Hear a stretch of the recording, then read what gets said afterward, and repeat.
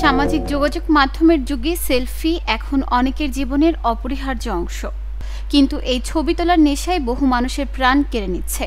নতুন এক গবেষণায় দেখা গেছে, গত এক দশকে সেলফি তুলতে গিয়ে সবচেয়ে বেশি মৃত্যু ঘটেছে ভারতে।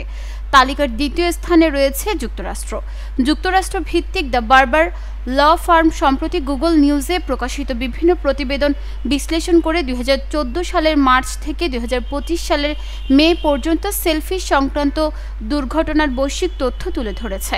নিউ ইয়র্ক পোস্ট এর প্রতিবেদনে বলা হয়, বিশ্বের সবচেয়ে বিপজ্জনক সেলফি হটস্পট হলো ভারত। দেশটিতে সেলফি সংক্রান্ত 217টি দুর্ঘটনায় প্রাণ হারিয়েছেন 214 জন, আহত হয়েছেন আরও 57 জন। গবেষকদের মতে, ঝুঁকিপূর্ণ স্থানে সহজ প্রবেশাধিকার এবং সামাজিক যোগাযোগ মাধ্যমে সেলফি সংস্কৃতির বিস্তারই এই মৃত্যুর প্রধান কারণ। তালিকার দ্বিতীয় স্থানে থাকা যুক্তরাষ্ট্রে একই সময়ে 45টি দুর্ঘটনায় প্রাণ হারিয়েছেন 37 জন এবং আহত হয়েছেন 8 জন। তৃতীয় স্থানে রয়েছে রাশিয়া, যেখানে মৃত্যুর সংখ্যা 18 জন। চতুর্থ স্থানে পাকিস্তান, দেশটিতে প্রাণ হারিয়েছেন 16 জন।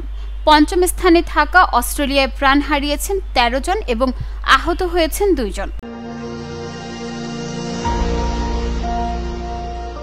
গবেষণায় দেখা গেছে, সেলফি তুলতে গিয়ে ছাদ, পাহাড় চূড়া বা উঁচু স্থাপনা থেকে পড়ে যাওয়ার ঘটনায় মৃত্যুর সবচেয়ে বড় কারণ। মোট মৃত্যুর 46% ঘটেছে এই ধরনের দুর্ঘটনায়।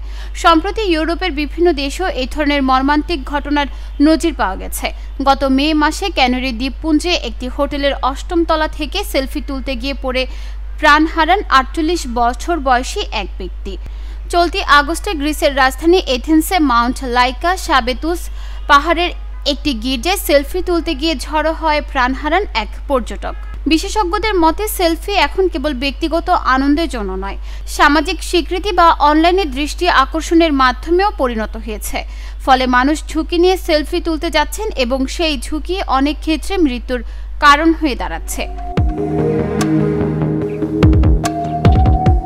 নিউজ ডেস্ক, চট্টগ্রাম সময়।